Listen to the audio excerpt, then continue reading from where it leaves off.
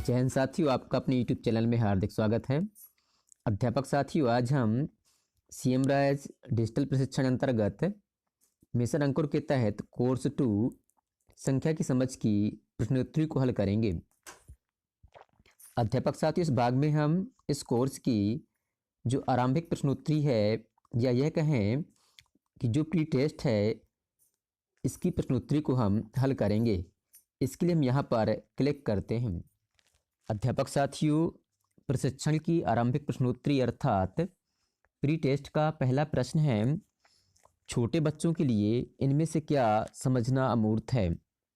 छोटे बच्चों के लिए इनमें से क्या समझना अमूर्त है। ऑप्शन पहला है 8 पक्षियों को देखना। ऑप्शन दूसरा है 8 चम्मचों को गिनना। ऑप्शन तीसरा है 8 संख्या को लिखना तथा पढ़ना। और ऑप्शन चौथा है उपरोक्त सभी। अध्यापक साथियों, इस प्रश्न का सही उत्तर है ऑप्शन तीसरा, 8 संख्या को लिखना तथा पढ़ना।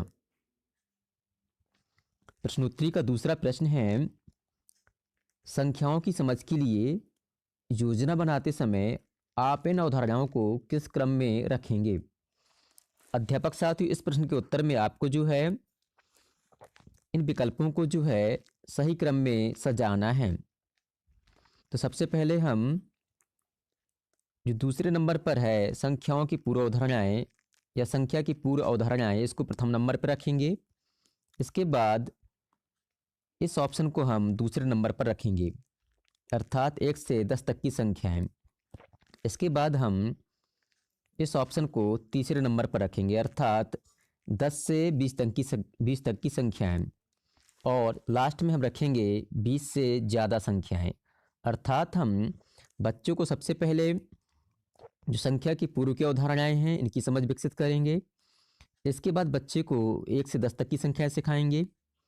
इसके बाद बच्चे को 10 से 20 तक की संख्याएं सिखाएंगे और इसके बाद 20 से ज़्यादा की संख्याएं बच्चे को सिखाएंगे।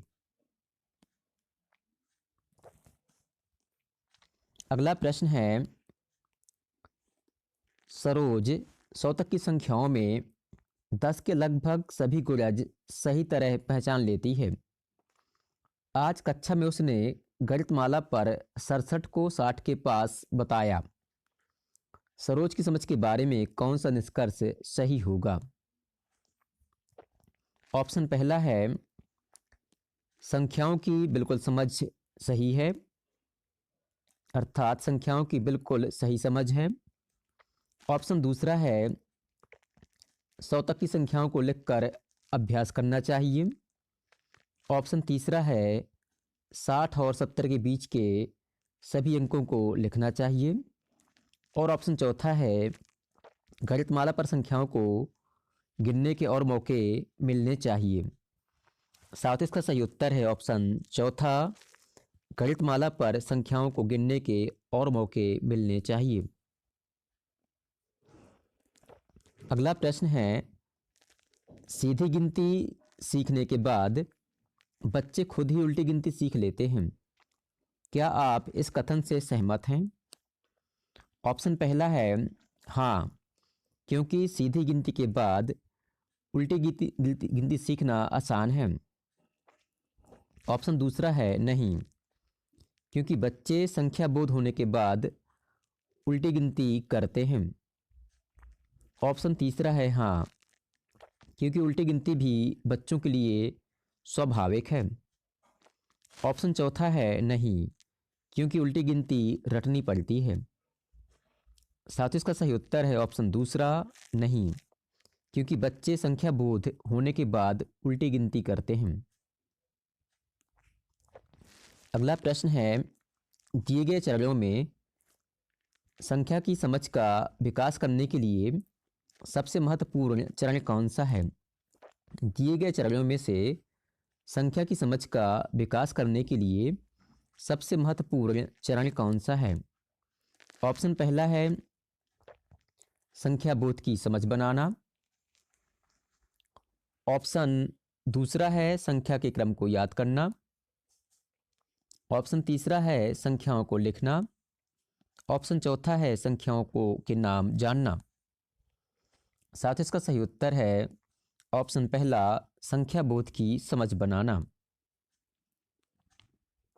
अगला प्रश्न है, रीता चीजें गिनते हुए जितनी तेजी से संख्याएं बोलती है उतनी तेजी से वस्तुएं छू नहीं पाती है। समझ से के सही न होने के कारण को चुनिए। रीता चीजें गिनते हुए जितनी तेजी से संख्याएं बोलती है उतनी तेजी से वस्तुएं छू नहीं पाती है। समझ के सही न होने के कारण को चुनिए। पहला ऑप्शन है संख्या बोध की समझ का अभाव। दूसरा ऑप्शन है गिनने की समझ का अभाव। तीसरा ऑप्शन है एक एक संगतता की समझ न होना। और चौथा ऑप्शन है सही संख्या क्रम की जानकारी का अभाव। साथ इसका सही उत्तर है ऑप्शन तीसरा, एक एक संगतता की समझ न होना। अगला प्रश्न है, जीत 7 वस्तु देने के लिए कहने पर 7वीं वस्तु दिखाता है। सही समझ न होने के सही कारण को चुनिए। जीत 7 वस्तुएं देने के कहने पर वह 7वीं वस्तु दिखाता है। सही समझ न होने के कारण को चुनिए। पहला ऑप्शन है क्रम असंबद्धता की समझ का अभाव।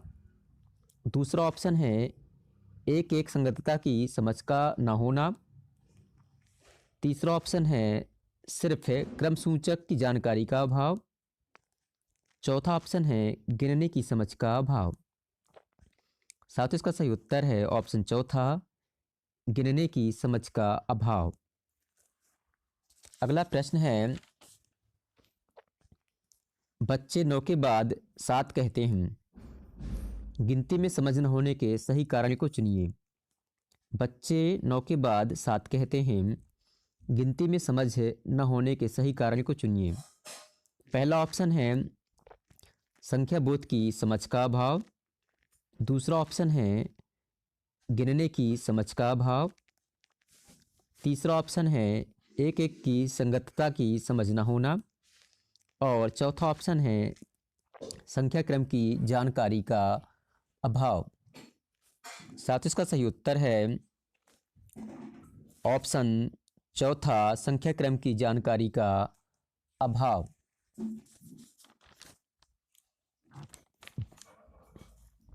अगला प्रश्न है, नीचे साझा किए गए विकल्पों में से आपके अनुसार किस बच्चे को गिनने की समझ नहीं है।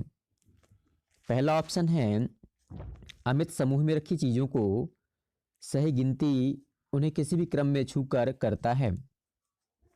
दूसरा ऑप्शन है मेघा पाँच चीज़ों को देखकर बिना गिने तुरंत 5 कहती है। तीसरा ऑप्शन है रिंकू समूह में रखी चीज़ों को गिनने के लिए 5 तक गिनती बोलता है लेकिन समूह में मौजूद चीज़ों की कुल संख्या नहीं बताता है।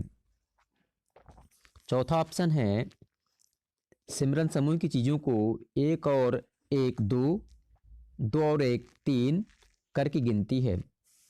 साथ ही इसका सही उत्तर है ऑप्शन तीसरा, रिंकू समूह में रखी चीज़ों को गिनने के लिए 5 तक की गिनती बोलता है लेकिन समूह में मौजूद चीज़ों की कुल संख्या नहीं बताता है।